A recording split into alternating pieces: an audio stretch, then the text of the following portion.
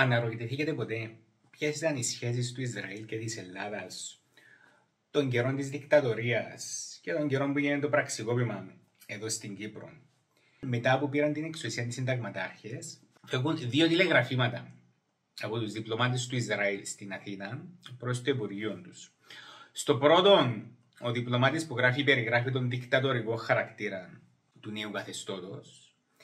Και στο δεύτερο, περιγράφει πως είχε συνάντηση με τον νέο Υπουργό Εξωτερικών της Χούντας, ο οποίος του ενημέρωσε για τον θαυμασμό που έχει η νέα δικτατορία για το Ισραήλ και πως επιθυμούν να ενισχύσουν και να χτίσουν νέες συνεργασίες ανάμεσα στις δύο χώρες. Το 1968 έφυγε η πρώτη κρυφή αντιπροσωπεία από την Ελλάδα προς το Ισραήλ, όπου επισκεφτήκαν οπλοβιομηχανίες στη χώρα με στόχο να κάνουν παραγγελίες για οπλοπολιβόλα, χειροβομβίδες και βόμβες καπνού. Το 1969 έρχεται αντιπροσωπεία από το Ισραήλ στην Ελλάδα, όπου τους προτείνουν την αγορά πυράβλων και συστημάτων επικοινωνίας και επίσης συζητούν και την πιθανότητα του Ισραήλ να βοηθήσει την Χούντα για τη δημιουργία ελληνικού πυρηνικού προγράμματος. Μέχρι το τέλος του χρόνου έρχεται ακόμα μια κρυφή αντιπροσωπεία και υπογράφονται οι τρεις πρώτες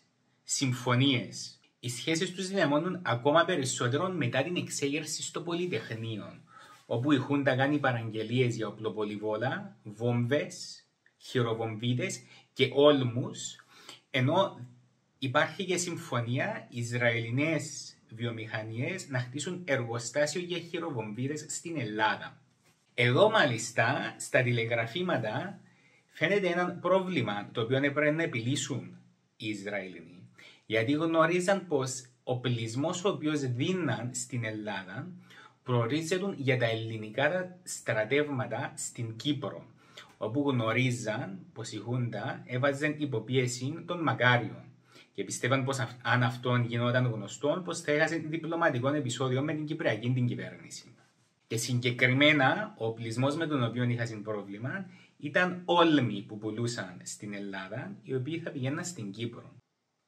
Η λύση που βρίσκουν είναι πως θα πουλήσουν τους όλμους στην Ελλάδα, χωρίς όμως τη σηματοδότηση που να φαίνεται από ποια χώρα έχουν έρθει τα όπλα. Τώρα να θυμίσουμε πως όταν έγινε το πραξικόπημα, η επίθεση στο Προεδρικό ενάντια στον Μακάριο έγινε με άρματα και με όλμους.